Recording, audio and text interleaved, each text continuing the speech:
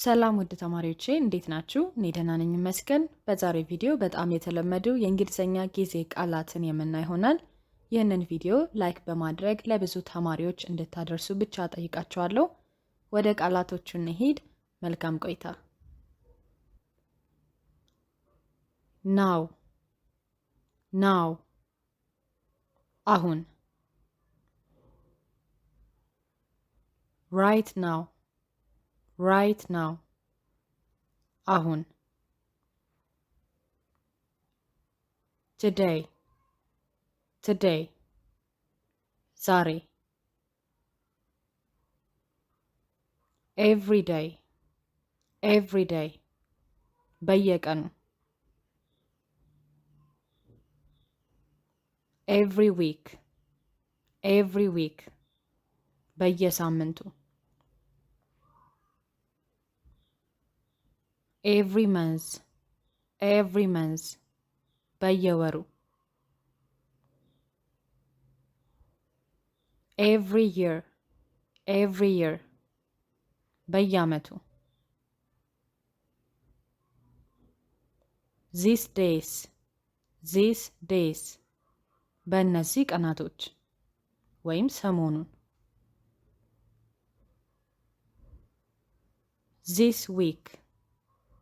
this week በዚህ ሳምንት። this month በዚህ ወር። this year በዚህ ዓመት። this morning ዛሬ ጠዋት። this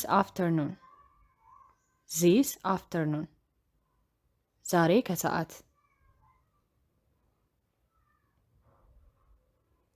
this evening ዛሬ ማታ።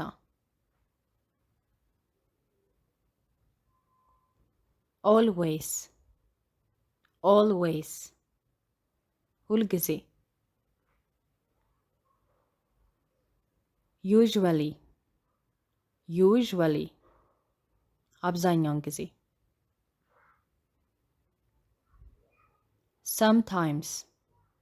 sometimes አንዳንድ ጊዜ። አሁን ደግሞ ያለፈ ጊዜ ለመግለጽ የምንጠቀምባቸውን ቃላት እንያ። yesterday ትላንት።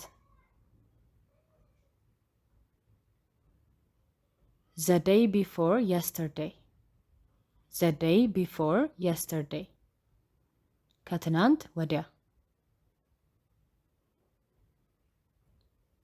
last night ትላንት ማታ። last week ባለፈው ሳምንት። last month ባለፈው ወር። last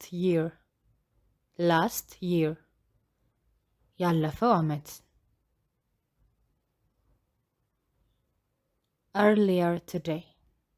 earlier today ቅድም።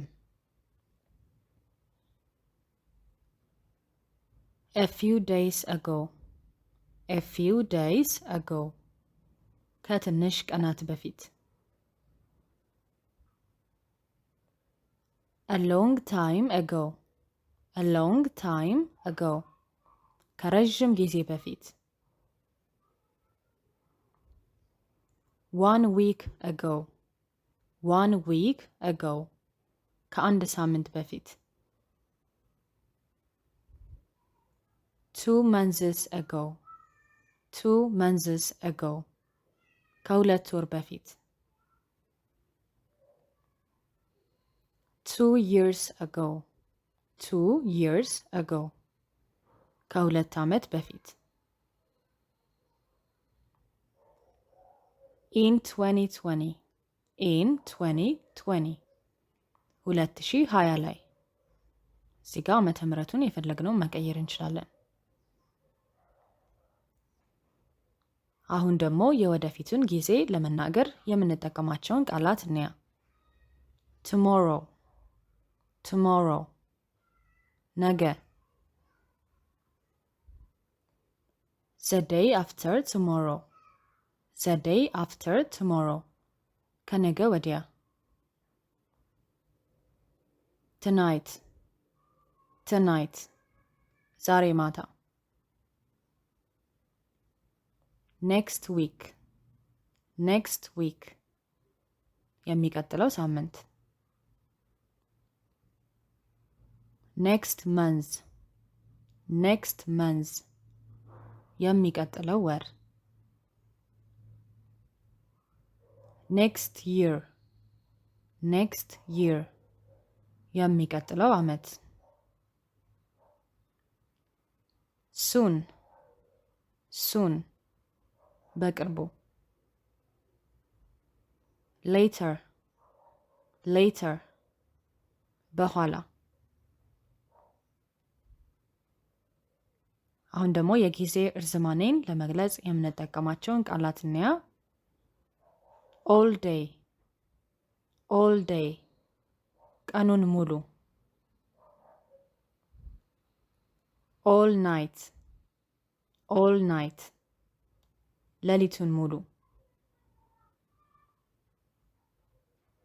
all morning all morning ጠዋቱን ሙሉ። all afternoon all afternoon ከሰዓቱን ሙሉ። recently recently በቅርቡ ወይም ሰሞኑን ማለት ነው። lately lately ሰሞኑን። for 2 hours for 2 hours ለሁለት ሰዓታት። for 2 days for 2 days ለሁለት ቀናት። for 2 weeks for 2 weeks ለሁለት ሳምንታት። for 2 months for 2 months ለሁለት ወራት። for 2 years for 2 years ለሁለት ዓመታት።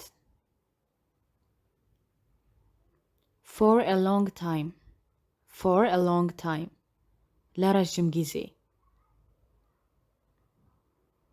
since Monday since Monday ከሰኞ ጀምሮ።